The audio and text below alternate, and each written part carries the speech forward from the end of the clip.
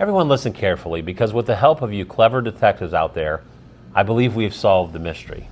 I have Wadsworth here, and I'm ready to announce the solution to the mystery of what he saw that night that gave him such concern. Very good. Please do go on, sir. Yes. As you know, I am a master detective myself. And not only have I solved all of your riddles, but I have interrogated all of your suspects and have pieced together every last clue and detail to come to this conclusion. And here it is. On the night in question, Colonel Mustard arrived at the school intent to help with an unknown type of project. Upon finding no one here and becoming quite hungry, Colonel Mustard decided to have a snack of sausages and other cured meats he had brought with him. Colonel Mustard set the meal down on a plate, and he left to retrieve a small pot, or some might call it a teapot, of French mustard stored within his room.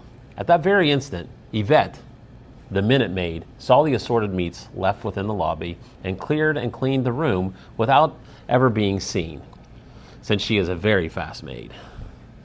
Mrs. Peacock then entered.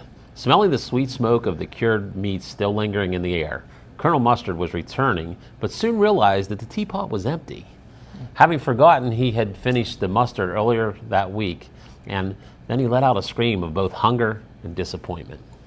Mrs. Peacock fled, and Colonel Mustard threw the teapot in frustration, ran down the hall, and left the parking lot looking quite annoyed.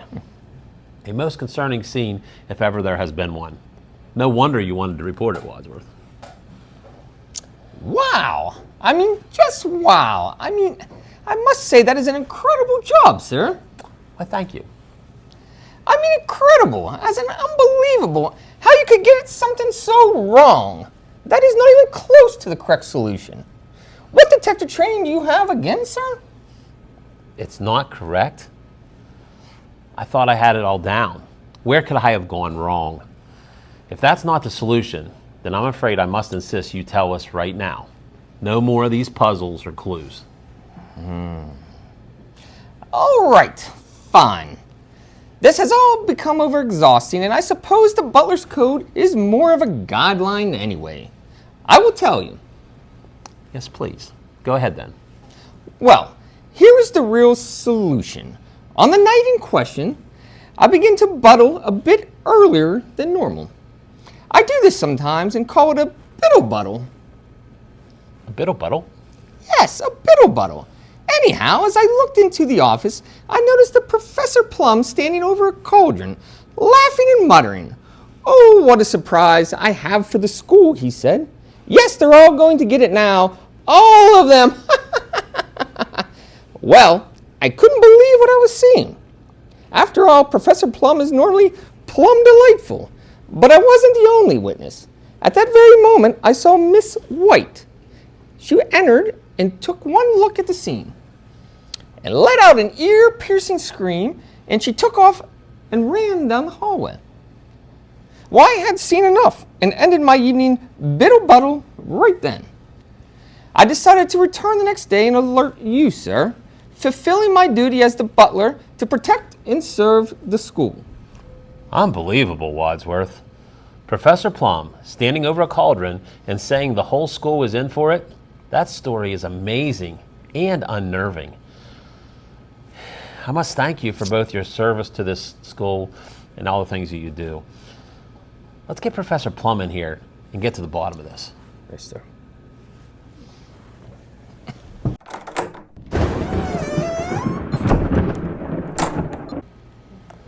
Professor Plum. Yes, you called. Yes, Professor Plum. Have you heard what Wadsworth just reported to me about you standing over a cauldron in the office, cackling? What do you have to say for yourself? Well, Wadsworth essentially has everything correct. Uh-huh. So you admit it. Yes, though I would say it wasn't a cauldron I was using as much as a big pot. You see, I've been planning a special project to make special treats that everyone could help themselves to in the office. I was using the big pot to practice and to get the recipe just right. I kept trying, but you kept handling all the treats out to the daily winners of the puzzle. Wait, what? You were standing over a big pot mixing treats for us. That sounds plumb delightful. But what was it Wadsworth told us you were muttering? Oh, what a surprise I have in store for this school. Yes, they're all going to get it now, all of them. Then he did that ha ha ha laugh thing. Oh, I suppose that does make sense if you were trying to make treats in a big batch for anyone who stopped by the office. Sorry that I kept handing out your batches. But what about Mrs. White? What did she see that caused such a fright, sending her screaming down the hall running? Oh, that? I had just spilled a little from the pot onto the ground by stirring too hard. Mrs. White saw the mess, and you know how serious she is about cleanliness. Well, she screamed and ran down the hall back to her room to find some cleaning products. Mrs. Peacock must have heard her scream and left before seeing anything else. Okay, well, what about Colonel Mustard looking so annoyed? Oh, I believe that was from me setting a plate of sample treats on his desk. I didn't know he was cutting back on sugar, and I believe the gesture caused him to leave right away, looking annoyed. Well, that does wrap the solution up into a nice, neat little bow. This whole thing was just about you trying to make some treats for the school. And you know who was very close to knowing the solution? I want to thank everyone who helped out this week. I hope you had a lot of fun enjoying our little videos, our shows, and all the clues and tricks that we put around the school. It was a lot of fun, and I know I had a lot of fun doing it.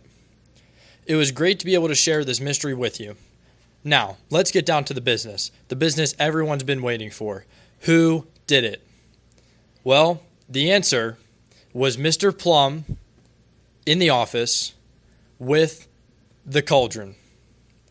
Now, as you all know, we had 3 different drawings. One from the teachers, one from the students, and another one from the students, but for the most creative answer.